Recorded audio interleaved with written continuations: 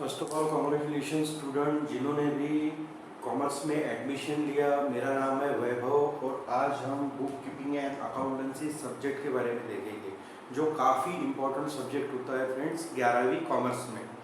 मैं इस वीडियो में आपको मराठी में भी बोलूँगा और हिंदी में भी बोलूँगा, क्योंकि जो भी स्टूडेंट हिंदी है वो हिंदी में समझे और मराठी स्टूडेंट मराठी में समझे, क्योंकि हर स्टूडेंट को हर लैंग्वेज नहीं आती है।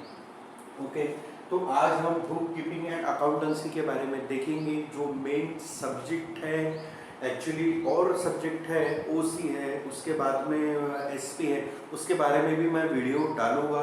और आज हम सबसे पहले देखेंगे बुक कीपिंग एंड अकाउंटेंसी का इंट्रोडक्शन। ये वीडियो पूरा इंट्रोडक्शन पे होने वाला है। सो फ्रेंड्स, देखते हैं बुक कीपिंग एंड अकाउंटेंसी। सबसे पहले हम देखते हैं इसका इंट्रोडक्शन।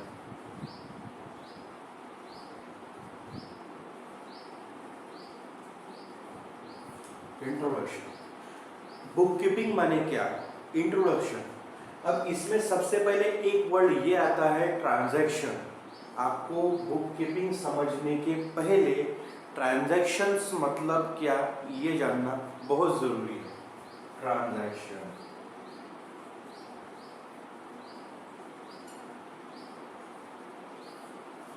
ट्रांजैक्शंस मतलब क्या है?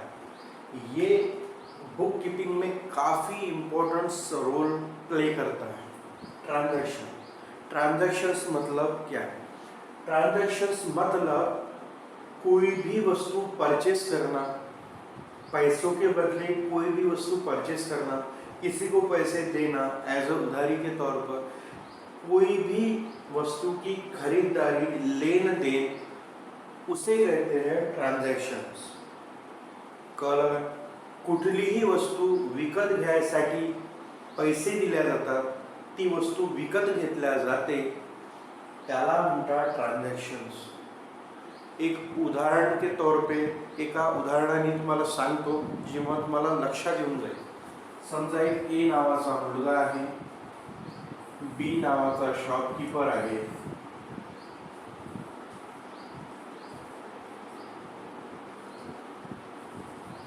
ए नावाचा मुलगा आहे, बी नावाचा शॉपकीपर आहे।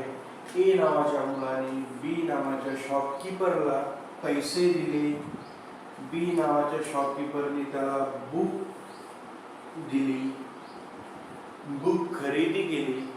हे जे झालं याला म्हणतात ट्रांजैक्शंस। हिंदी में बताता हूँ। ए नाम के लड़के ने बी नाम के शॉपकीपर को पैसे दिए और बुक खरीदी, इसे कहते हैं, ये जो प्रक्रिया हुई लेन देन की, उसे कहते हैं ट्रांजैक्शंस। उसे कहते हैं ट्रांजैक्शंस। समझ में आया? ट्रांजैक्शंस मतलब क्या? कोई भी लेन देन, पैसे देकर वस्तु खरीदी करना, परचेस करना, उसे कहते हैं ट्रांजैक्शन। अब आपको इसका मीनिंग बताता हूँ। Introduction, book keeping. कोई भी ट्रांजैक्शंस फाइनेंस से रिलेटेड, कोई भी ट्रांजैक्शंस, उसे बुक में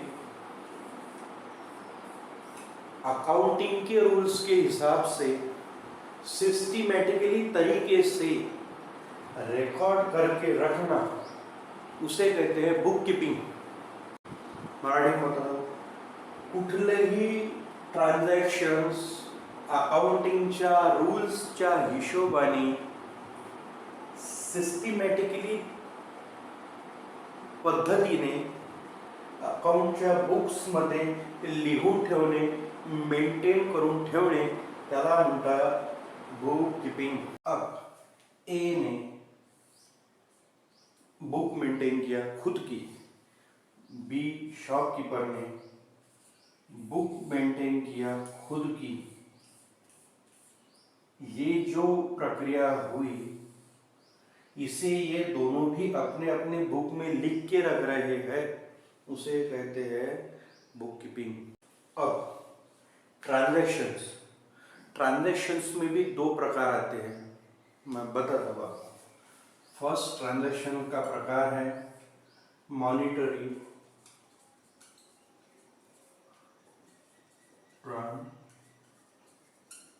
और सेकंड है नॉन मॉनेटरी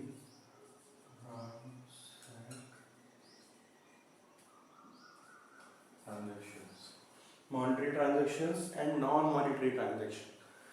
मॉनेटरी ट्रांजैक्शंस में भी दो प्रकार आते हैं। पहला आता है कैश ट्रांजैक्शंस, दूसरा आता है क्रेडिट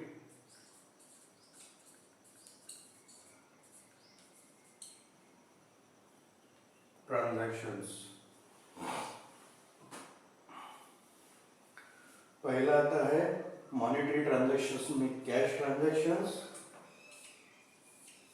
दूसरा आता है क्रेडिट ट्रांजैक्शंस। मॉनेटरी ट्रांजैक्शंस में पहला आता है कैश ट्रांजैक्शंस, दूसरा आता है मॉनेटरी ट्रांजैक्शंस में क्रेडिट ट्रांजैक्शंस। अब देखते हैं कॅश ट्रान्झॅक्शन्स मतलब क्या। आता बघू कॅश ट्रान्झॅक्शन म्हणजे काय। समजा ए नावाच्या मुलाने बी नावाच्या माणसाला त्वरित पैसे दिले आणि वस्तू घेतली। मतलब ए नाम के व्यक्ति ने बी नाम के शॉपकीपर को तुरंत पैसे दिए और बुक परचेस करी, इसे कहते हैं कैश ट्रांजैक्शंस। मतलब कोई भी वस्तु खरीदी करते समय, परचेस करते समय तुरंत पैसों का व्यवहार हो, तुरंत पैसे देकर दूसरी वस्तु ले लेना, उसे कहते हैं कैश ट्रांजैक्शन। और क्रेडिट ट्रांजैक्शंस मतलब समझो ए ने बी को कहा अभी मेरे पास पैसे नहीं है, मैं आपको कल देता हूँ। बी भी पहचान के थे, उन्होंने कहा ठीक है।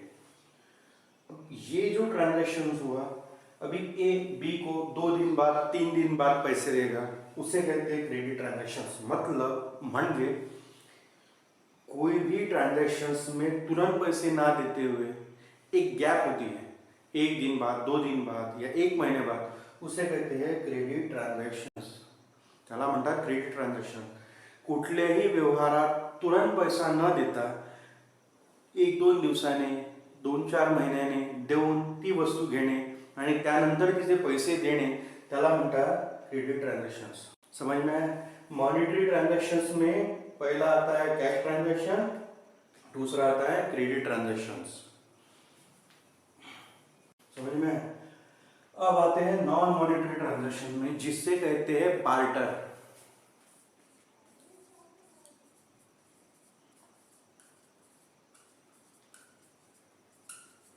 बार्टर ट्रांजैक्शंस, बार्टर ट्रांजैक्शंस मतलब वस्तु विनिमय पद्धत।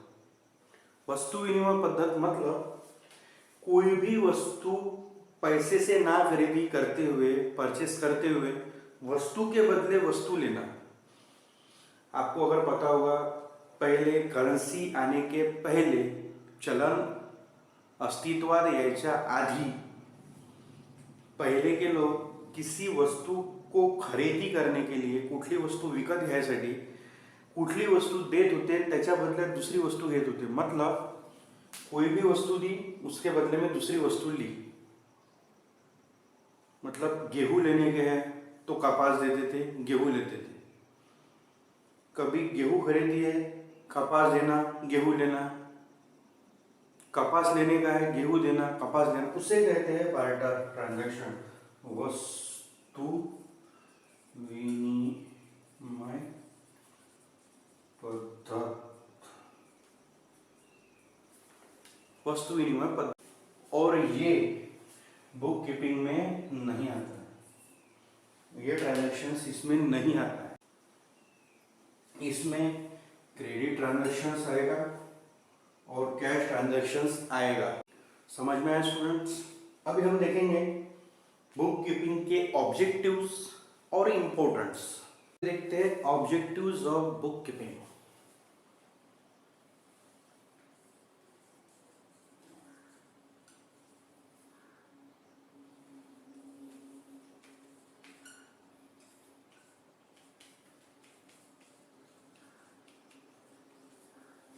Objective of bookkeeping.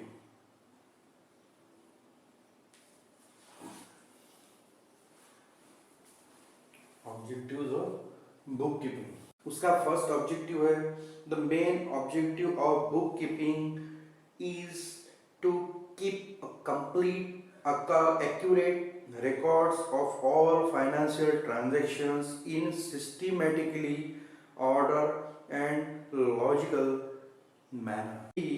इस accurate record, financial record systematically तरीके से, फाइनेंशियल रिकॉर्ड सिस्टमेटिकली तरीके से मेंटेन करके रखते हैं, लिख के रखते हैं। First objective. सेकंड है, all business transactions are be recorded date wise and account wise.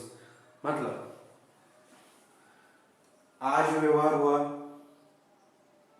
उसका रिकॉर्ड कल होगा, ऐसा नहीं। Date wise, day to day transactions record systematically तरीके से करके रखना, उसे कहते हैं बुक कीपिंग। ये उसका ऑब्जेक्टिव है। Second, bookkeeping serve as permanent record of monetary transactions business and can produce as evidence के तौर पर भी इसे हम यूज कर सकते हैं। ये इसका ऑब्जेक्टिव है बुक कीपिंग का। टू नो द प्रॉफिट और loss of business during the financial year. हम अगर bookkeeping day to day daily record करके रख रहे हैं तो उससे हमें पता चलता है कि इस साल में हमें बिजनेस में प्रॉफिट हुआ या लॉस हुआ। म्हणजे आपण जर transaction day to day record करून ठेवतो तर आपल्याला कळतं की ह्या वर्षी आपल्याला फायदा झाला की तोटा झाला। कळलं? To know the total assets and liabilities of enterprises. To know total assets and liabilities of our enterprises. आता असेट आणि लायबिलिटी हे तुम्हाला सगळ्यात पहिले समजावं लागेल। असेट, सगळ्यात पहिले असेट्स आणि लायबिलिटीज काय असतं हे तुम्हाला समजायला हवं। असेट म्हणजे काय आणि लायबिलिटीज म्हणजे काय। असेट म्हणजे काय हा खूप इम्पोर्टेंस है, ये बहुत इम्पोर्टेंस है, बहुत ज़्यादा इम्पोर्टेंट है। नोट करके रखना असेट मतलब क्या है। एक मैन्युफैक्चरर है, वो किसी नट या पाइप का प्रोडक्शन कर रहा है या पेन का प्रोडक्शन कर रहा है, उसके पास में वो पेन का प्रोडक्शन करने के लिए मशीन है।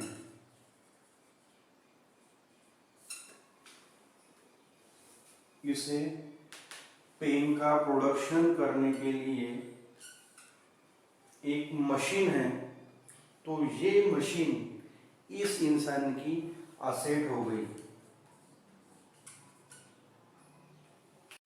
कोई भी इंसान एक ऐसी चीज जिसे प्रॉफिट कमाने के लिए यूज कर सकते हैं, संपत्ति, उसे कहते हैं असेट। इसके लिए ये असेट हो गई। समझो एक ऑटो रिक्शा वाला है, अगर ये समझो ऑटो रिक्शा वाला है तो ये जो उसका ऑटो रिक्शा हुआ ये इसकी असेट हो गई। असेट में भी, असेट मध्ये म्हणजे त्याला मराठीत संपत्ती म्हणतात। संपत्ती म्हटलं जातं। याचे सुद्धा तीन प्रकार येतात। एक आता है करंट असेट,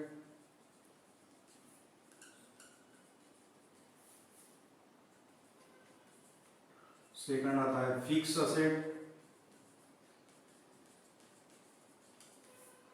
तीसरा आता है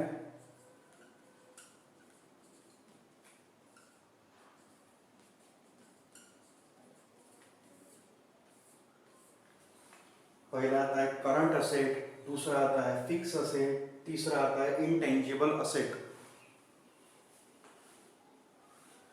करंट असेट का मीनिंग समझते हैं। सबसे पहले करंट असेट माने क्या। ये प्रोडक्शन करने के लिए इसके पास में जो पैसा है,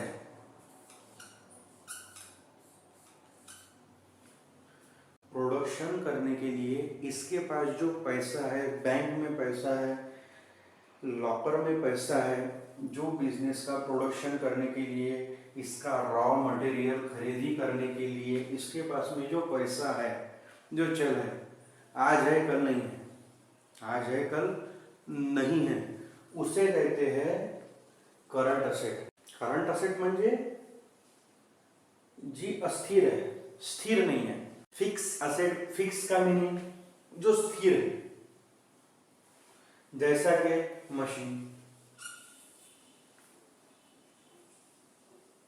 जैसा कि बिल्डिंग।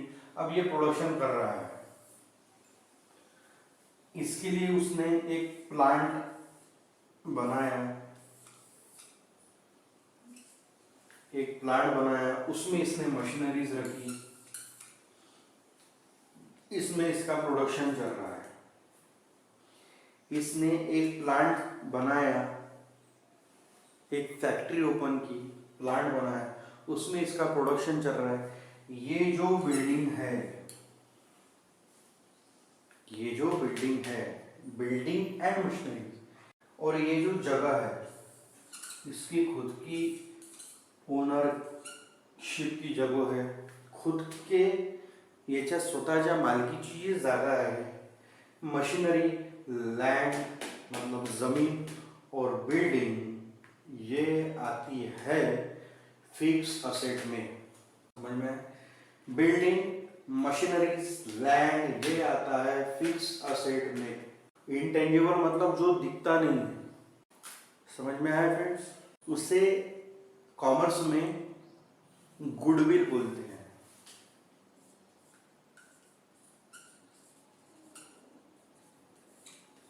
गुडविल, कॉमर्स में गुडविल मतलब इनटेंजिबल असेट, जो दिखती नहीं है, जिसे मराठीत, ज्याला मराठीमध्ये ख्याती सुद्धा म्हणतात।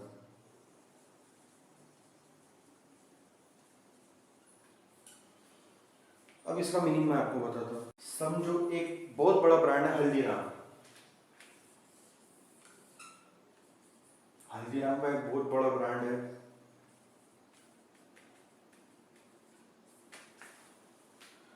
बहुत बड़ा ब्रांड है। अगर हल्दीराम ने अपनी कंपनी दूसरे को बेच दी, एक थर्ड पर्सन को अपनी कंपनी बेच दी हल्दीराम ने, तो ये जो इसका ब्रांड है, अगर इसका फॉर एग्जांपल एक मन का पकड़ लेते हैं, 1 CR उसका, CR मतलब करोड़, 1 CR का उसका बिजनेस है एक मंथ का। एग्जाम्पल के तौर पे अगर वो दूसरे को ये कंपनी बेच देता है तो इसका बिजनेस कम नहीं होगा। क्यों? क्योंकि ये जो ब्रांड है इसने एक रेपुटेशन मार्केट में बना ली है, इसने एक रेपुटेशन मार्केट में बना ली है। हल्दीराम जो वो रेपुटेशन है, जी ख्याती आहे, त्याला म्हणतात गुडविल, आणि हे सुद्धा असेट्स मध्ये येतं। सॉरी स्टूडेंट्स, थोड़ा मोबाइल का इशू हो गया, उसके लिए मैं लाइव में नहीं आ पा रहा हूँ। 6 objective book keeping and accountings का मैं बता रहा हूँ, जो मैं उसकी इमेज लगा दे रहा हूँ। To know what the businessman own to other and what others own to him. इसका मतलब स्टूडेंट्स ये होता है कि जो bookkeeping day to day maintain रखता है, उससे उसकी जो लाइबिलिटीज़ है, जैसा मैंने फिफ्थ जो ऑब्जेक्टिव है उसमें आपको बताया, अगर वो डे टू डे उसका बुक कीपिंग मेंटेन रखता है तो उससे उसकी जो लाइबिलिटीज़ है वो भी पता चलती है। और उसका 7th ऑब्जेक्टिव है बुक कीपिंग का, वो है businessmen come to know the current year progress over the previous year and compare its financial result with other business enterprises in similar line.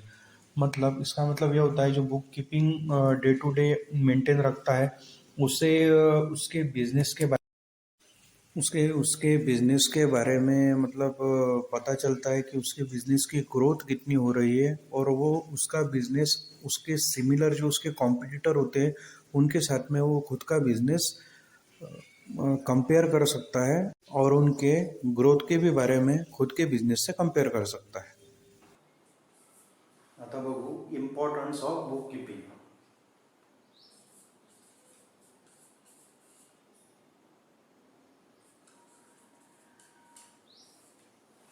Importance of book keeping हे झालं, objective बघितले. Importance of book keeping. First आहे record.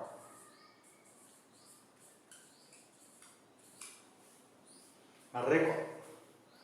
It is not possible for anyone remember all transactions, but bookkeeping maintain records of all transactions permanently and systematically in book of accounts. म्हणजे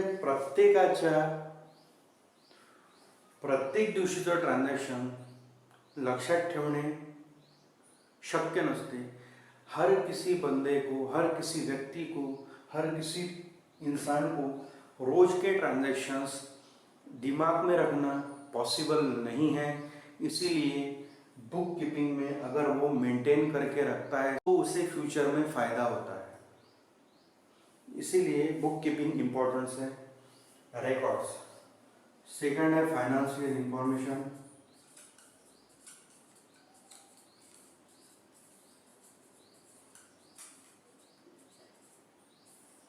Financial information.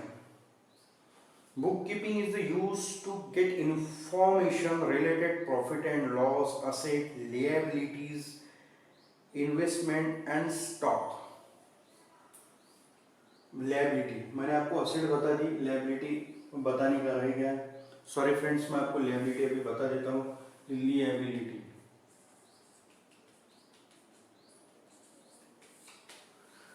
Liability मतलब क्या है, इसे 2 minute के लिए छोड़ देते हैं. सबसे पहले देखते हैं लिएबिलिटी. ओके, लिएबिलिटी मतलब देयता, जिसे मराठी में देयता कहते हैं.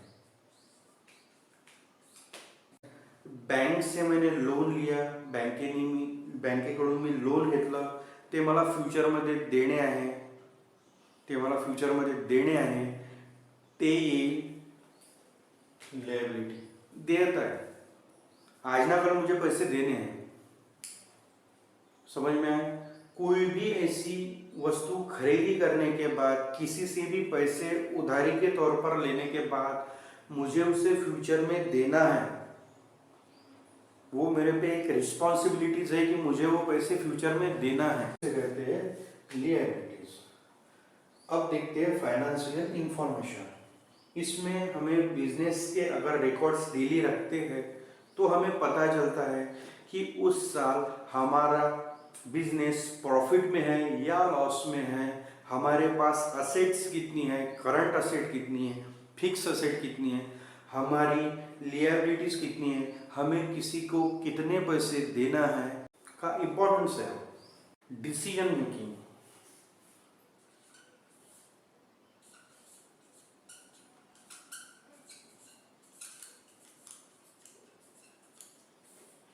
Decision making.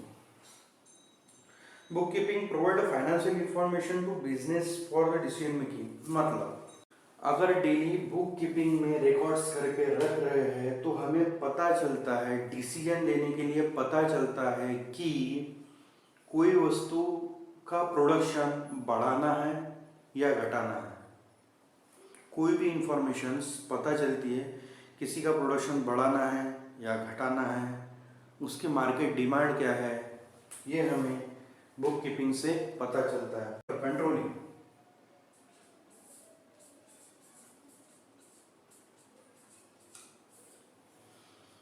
Book keeping enables to executives of business to controlling activities of business.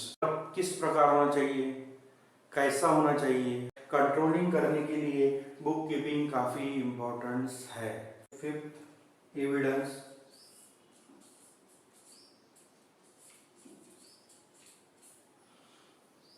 Evidence, business need financial evidence to produce court of law in case any disputes। मतलब ए ने B नाम के व्यक्ति को पैसे दिए उधारी के तौर पर, इसे जरूरत थी, पैसे दिए। बी की कुछ दिन बाद में नियत फिर गई, उसने ए से कहा तूने मुझे पैसे दिए ही नहीं, मैं तुझे दे नहीं सकता, मैं तुझे नहीं दूंगा। अगर ये ए अपने बुक में अगर मेंटेन करके रख रहा है डेली के ट्रांजैक्शंस, तो ये कोर्ट में एविडेंस के तौर पर दे सकता है कि मैंने तुझे पैसे दिए थे, और ये इस पर केस कर सकता है। अब देखते हैं टैक्स लिएबिलिटी। टैक्स 6 है, मैं यहाँ लिख देता हूँ टैक्स।